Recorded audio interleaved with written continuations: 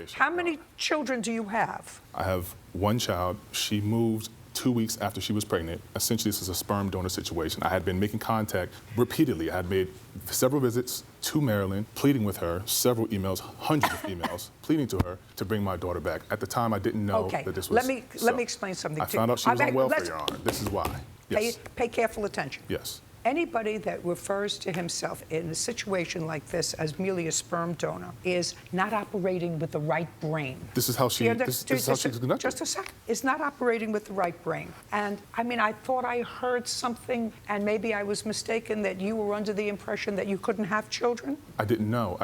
There was suspicion at the time because of. There was I thought I heard that. Yes. Yes. I thought I heard that, that you at least believed that there might be a possibility that you couldn't have remote, children. but I didn't know. Yes. Whatever it is. She went back to Maryland because I assume that this was not a relationship that you had with her that was going to blossom into something. We were in a, thank you. We were in a relationship, yes. Tell me, she was pregnant. Were you supportive during that? Absolutely. Absolutely supportive. Tell me what you did. I was working. At the time period, she was not. She was working. She was. Stop. At the time period, the discussions that we had was as far as how we're going to move forward when it comes to the child. Her issue was that she did not want to work because her mother was supporting her at the time. She felt because she was pregnant, I said, this is not the situation that we had. Were you living together? No, we were not living together, no. Okay, so you weren't living together even during her pregnancy? She had just got pregnant.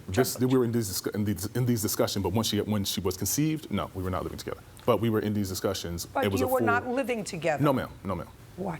Am I going to have my turn?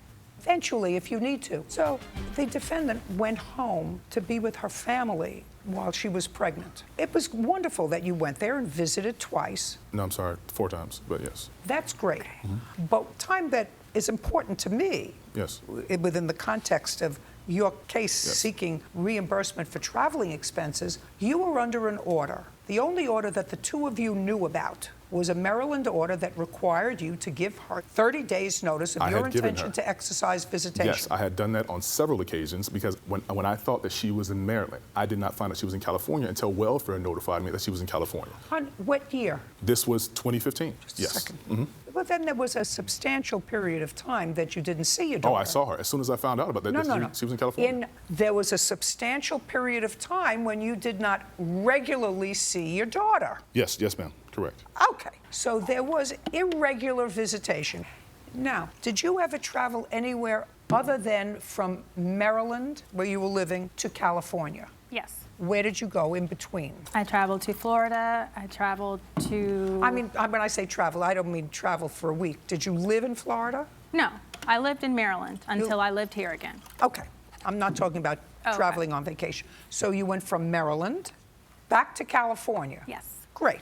So there was a substantial period of time when you did not see your daughter. Yes. Okay. When you did not file any action, because you weren't denied visitation, but she was in Maryland. Yes, I was denied visitation. Well, you didn't file the action, sir, until after you were notified by child support that she was receiving welfare and they were coming after you for support. She was receiving child support in Maryland while she was getting welfare in California. So that communication. Just a second. Yes. Was that a breached communication? How much child support were you sending? $800 a month.